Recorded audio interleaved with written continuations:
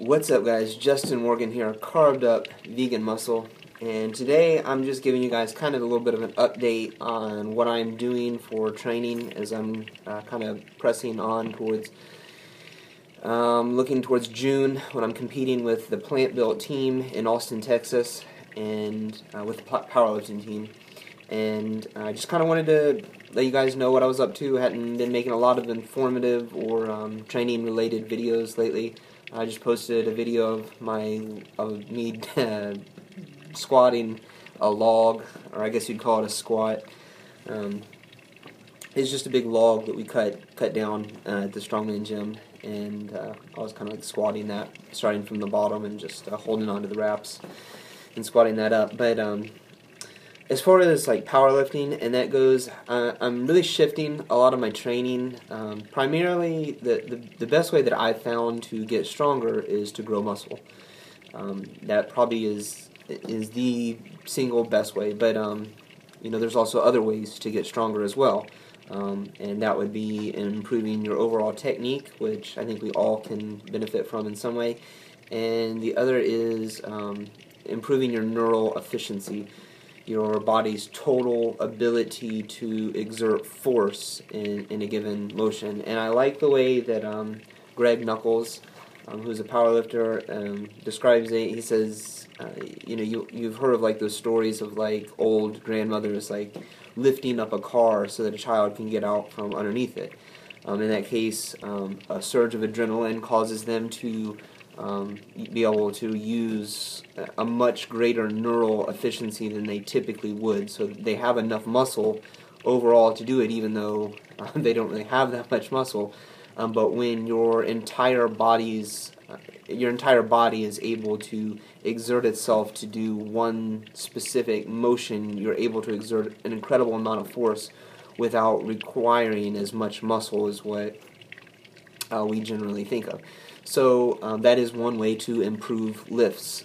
And since I am cutting weight currently, but I still want to continue to get stronger and improve my lifts as I go towards June, my best candidate as a way to do that is to improve my overall neural efficiency.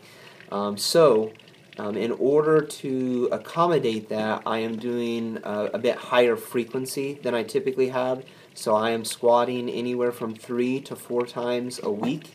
Instead of generally I just do two days. I squat on Monday and Friday. And then I do some like front squatting on Wednesday as well. But I not like really high intensity, I guess, kind of front squatting. So I am still following that overall trend, except that I'm beginning to add in days on Tuesday and Thursday to help me get used to that before I really jump full in on doing that. So eventually I'll be squatting on Monday, Wednesday, Friday as back squats, and then on probably Tuesday I'll be doing front squats, so that'll be 4 days total. And then on probably Saturdays I will be doing deadlifts, and on probably like Wednesday I'll be doing lighter deadlifts for for speed. So I'm following somewhat of a Bulgarian inspired routine. It's not the Bulgarian method or routine at all in any way. It's really just it's really a higher frequency.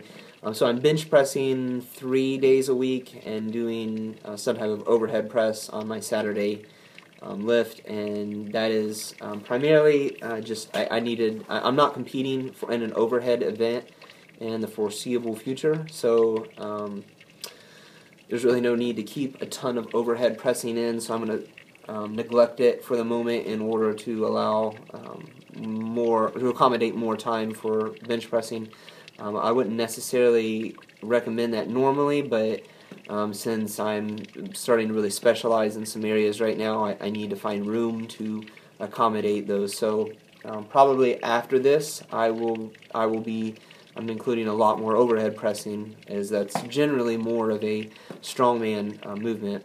Not that I will neglect bench pressing, just bench pressing at that point will become more of a secondary movement. The only thing I will say is that in terms of doing this, I'm going to be building up to one daily maxes, like 1 rep max every day, and when I do that, I'll probably go up to like an RPE of 9. So it won't be like an all-out grinder kind of routine, and I'm trying to having to adjust to that. That is kind of like a Mike Tuchscherer inspired concept, the RPE system, and then I'll be taking X amount of percentage off of that. So after I build up to that 1 daily max, I'll take like 10% off and do that for a lot of singles, or I'll take more than that off and do it for doubles or triples.